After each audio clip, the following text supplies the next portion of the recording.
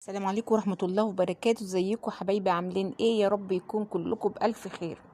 طليق مدام هناء طالع عامل فيديو كارثي، عامل لايف قصدي كارثي كارثي. طالع مبهدل مدام هناء وشاتمها وقال لها كلام ما يصحش ابدا ابدا انه يقوله في حق طليقته. عيب، عيب انك تشتم طليقتك بالالفاظ دي، عيب انك تتهمها بالتهم دي. الست ما قالتش حاجة، الست كانت بتضحك بتهزر على العريس جاي لها. ليه بتاخد الكلام على نفسك ولا على أهلك ولا فيها ايه؟ وبعدين الست بتتكلم عادي. شافت ايه هناك في البلد؟ الناموس. شافت مش عارفة ايه، شافت ايه؟ الناموسة قرصتها ورمت رجليها. فيها ايه؟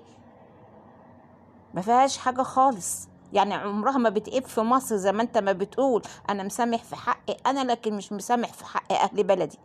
الست لا عبت في اهل بلدك ولا عبت في مصر. الست بتقول اللي شافته في البلد.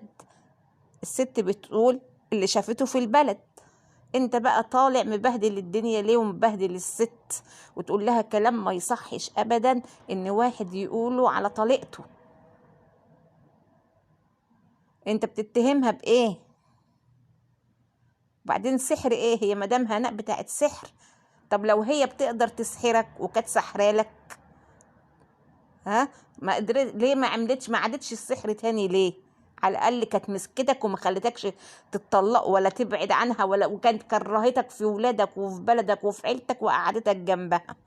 لو كانت مرات مدام هناء بتعمل زي ما انت ما بتقول اسحار، ها، او سحرالك، ما كانت قدرت تسحرك وتخليك ترجع لها غصب عنك بالسحر ده، وكانت خلتك قعدت جنبها وكانت ما خلتكش تنزل لعيالك. هو انت بتغير الفرش وبتغير الدهان عشان تمحي مدام هناء خالص؟ ولا فاكر انها عامله لك سحر في العفش بتاعك؟ الست انت ما شفتش منها غير كل خير. الست ما شفتش منها غير كل خير. والست عمرها ما تقصد انها تهين فلاحين. ما هي من الصعيد، اصلها صعيدي واخوها فلاح، هتهين اخوها يعني؟ الست بتتكلم على البلد اللي هي نزلت فيها وقعدت فيها. شافت فيها ايه؟ شافت ناموس. هو يا ست جابت حاجة من مش البلد فيها ناموس؟ فيها ترعة، فيها ان في ناس كتير ما بتروحش عند دكاترة، بتروح عند الصيدلي. اي حاجة بتحصل بتروح تجيبه من الصيدلية وبتعالجوا بيها. الست ما عبتش في حاجة، الست قالت اللي حصل معاها. انت اطلع بقى قول لها ما حصلش. الست بتقول ان هي ما كانت بتلاقي عيالك عيانين وانتوا هناك في فرنسا، كانت بتبعت تقول لمامتك لازم تودي العيال للدكتور وهبعت لهم فلوس بكره. حصل ولا ما حصلش؟ كانت بتخاف على عيالك اكتر من اهلك. الست ما عملتش حاجة وحشة فيك، بالعكس الست قدمت لك كل خير. الست خلتك نزلت مصر بعد 10 سنين ولا 6 سنين ما كنتش شفت عيالك. يعني ابنك ده كنت سايبه بيبي صغير كده، تلاقيه ما كانش يعرفك غير من الفيديوهات او من التليفون.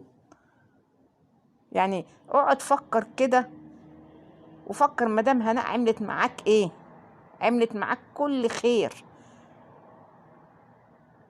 ما اذتكش ولا اذت حد في عيلتك ولا في اهلك. بالعكس الست اللي عايشه في فرنسا كانت بتيجي عندك وتركب التوك توك وتركب العربيه الكر وتيجي، ما استكبرتش. كانت بتيجي عندك وتقعد في الارض، ما استكبرتش، بالعكس. وكانت بتبقى مبسوطه وفرحانه وهي راكبه التوك توك وراكبه البتاع ده الكر ما استكبرتش تقول لها انا اكلتك اللي عمرك ما كلتيه. عمرها ما كلت ايه؟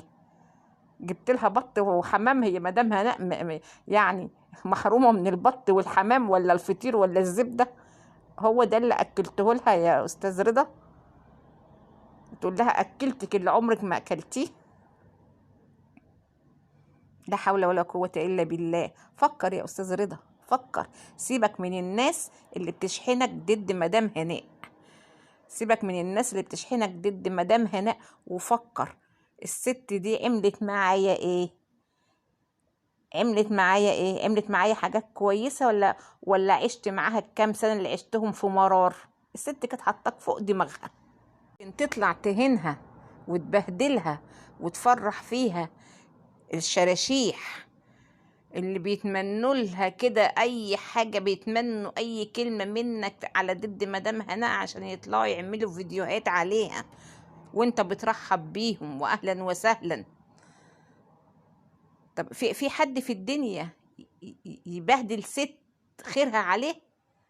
قول لا مفيش خير. لا، في خير، في خيرها عليه. ده كفاية ان هي خلتك تنزل تشوف اهلك بعد 6 سنين.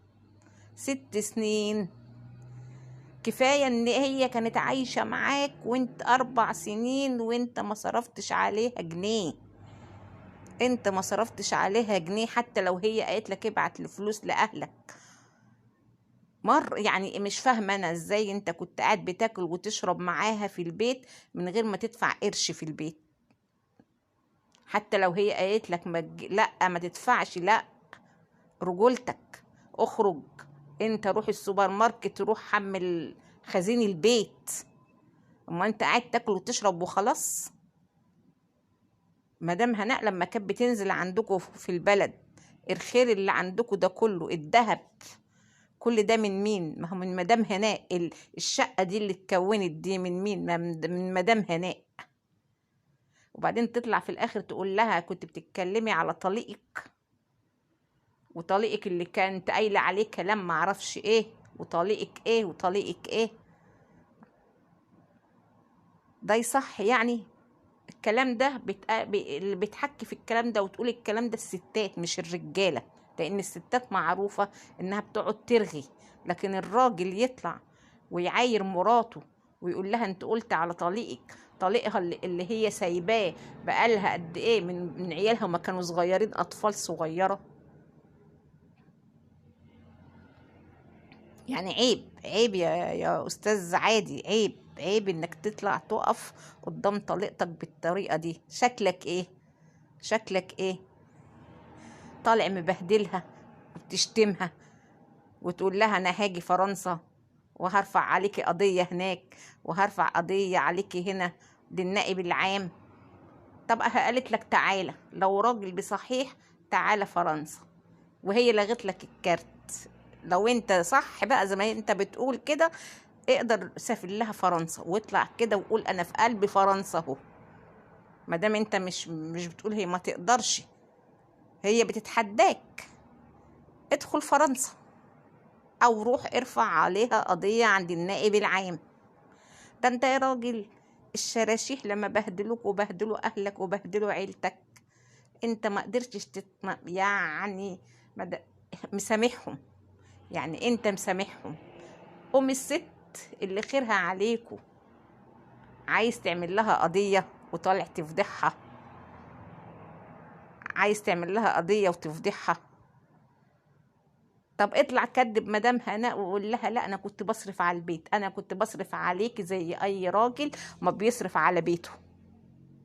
اطلع قول لها لا انا اديتك كذا واديتك كذا واديتك كذا واديتك كذا وكنت بصرف على بيتي. وبعدين فاتح في البث بتاعك مدام هناء بتقول ايه وقاعد تضحك. خليها تلت وتعجن. ما هي الست اتصدمت فيك صدمة عمرها ما توقعت ان انت تطلع تهينها وتبهدلها كده في اللايف. الست طالعة في حالة الله يكون في عونها. ده انا الواحد خايف عليها يحصل لها حاجة من صدمتها فيك، صدمتها في الانسان اللي خدته وفضلته حتى عن عيالها. ده كانت نفسك بتقول كانت عايزه تكتب لك البيت، شوف لدرجه ايه. كانت عايزه تغير في الوصيه بتاعتها، بتقول لك ولادي بيشتغلوا. كانت عايزه تديك القناه بتاعتها تقول عشان خاطر تربي بيها عيالها. القناه اللي هي عملتها معاك وهي دفعت الدم فيها، خدت منها ايه؟ اديتها انت منها ايه؟ طب زي ما هي ما بتقول لك بتتحداك، اقفل القناه بتاعتك وافتحها من جديد. اقفل القناه دي اللي مدام هناء كانت السبب فيها، مش انت بتقول احنا وعيلتي واهلي؟ طب اقفل القناه دي وافتح قناه جديده، اثبت لها. احنا عايزينك تثبت لها وتثبت للمتابعين ان القناه دي انت اللي عاملها وانت السبب في شهرتها، وانت وانت وانت. اهلك موجودين واخواتك موجودين وولادك موجودين، بقى اقبل التحدي بتاع مدام هناء ويلا ورينا القناه بتاعتك هتجيب ايه، لو كانت مدام هناء مش هي السبب في الشهره بتاعتك. صراحه حاجه تحزن، حاجه تحزن لما انت تطلع تبهدلها كده، حاجه تحزن. الراجل لما يطلق مراته وبعدين مش عايز تروح تطلقها ليه؟ مش عايز تروح سايبها كده ليه؟ يبقى انت اللي مش انت اللي عايز تفضل كده عشان المشاهدات تفضل تيجي في قناتك. ما انتوا لو اتطلقتوا خلاص لا هي هتجيب سيرتك ولا انت هتجيب سيرتها، يبقى المشاهدات هتجيلك منين؟ المشاهدات هتجيلك منين لو انت طلقتها؟ عشان خلاص كده مادام اتطلقتوا انت بقى ما فيش ولا حتى الشراشيح هيخشوا لك ولا خلاص بقى الموضوع هيموت، لان انت لا هتجيب سيرتها خلاص، ما انتوا اتطلقتوا. لما دام هناء هتجيب سيرتك ولا انت هتجيب سيرتها، يبقوا الشراشيح هيبعدوا عنك. فانت مفضل ان عايز كده مبسوط ان مدام هناء كل فتره بتطلع تتكلم وانت بتطلع تتكلم، انت تعمل فيديو تعمل فيديو وهي ترد عليك، فمبسوط كده فبيجيلك مشاهدات، فبيجيلك كده مشاهدات. وبالنسبه للقضيه، لا مدام هناء رافعه قضيه. ده حتى انا شايفاها من شويه منزله حاجه على المنتدى تقريبا، يعني مسحت اسم او شالت الاسم المحاميه او حاجه زي كده ومنزلها على المنتدى. اصل دي مش حاجه لعبه ولا دي حاجه مدام هناء هتضحك فيها انها جايبه محاميه فيك. وبعدين انت زي ما انت بتقول لها لو شاورت لها كده تيجي فين يا عم؟ تيجي فين؟ ده هي ما صدقت ان انت لميت عليها يمين الطلاق عشان تخلص، لانها شافت بعينها. المرة الأولى أيوة كانت منهارة، لكن بعد كده لما شافتك وعرفتك إن أنت كل اللي أنت عايزه منها فلوس وبس، ولما قفلت الحنفية خلاص ما بقتش عايزها، في ناس تانية بدلها دلوقتي، فهي قالت لك لا أخرج بكرامتي. فهي اللي قالت طلقني، مش أنت اللي طلقتها، هي اللي عايزة تتطلق وعايزة تخلص. فعيب، يعني عيب لما يبقى راجل سايب مراته كده، سايبها كده، هو عاوز يروح يتجوز ويعيش حياته وسايبها كده تغرم. خليها مرمية، خليها. وانا هجري ليه اروح اغرم قد كده في فرنسا عشان اطلقها؟ خليها تروح تطلق نفسها بنفسها. يا راجل عيب، عيب. انت زي ما انت ما بتقول انا راجل مصري، انت راجل مصري. طب هو في راجل مصري اصيل فلاح يبهدل ولاد الناس؟ هي كانت بهدلتك قبل كده ولا كانت حطاك في عينيها لما كنت جوزها؟ وفي راجل يطلع يهين الست اللي كان متجوزها قبل كده؟ في راجل يهين الست اللي كان متجوزها قبل كده؟ عيب، عيب. انتوا كبار، انت راجل كبير مش صغير، يعني انت راجل كبير مش صغير. لما اهل بلدك يشوفوا ومدام هناء بتقول مش هتسكت وهتقول كلام كتير جدا جدا على اللي انت قلته لها قبل كده على اخواتك وعلى عيلتك وعلى جيرانك وعلى معارفك كلهم، لما يسمعوا كده الحكاوي اللي مدام هناء هتقولها يقولوا عليك ايه؟ بلاش. لما اهل بلدك يشوفوك طالع تقول كده وتشرد لطليقتك يقولوا ايه؟ يعني اهل بلدك يقولوا ايه ما يشوفوك كده طالع بتقول الكلام ده وطليقتك بترد عليه؟ يقولوا عليك ايه؟ فعيب، يعني عيب. ما يصحش، ما يصحش. اتقي الله في الست، اتقي الله في الست اللي شالتك في عينيها. انت عندك اخوات وعندك بنات، ما ترضاش ليهم اللي انت بتعمله في الست الغلبانة دي.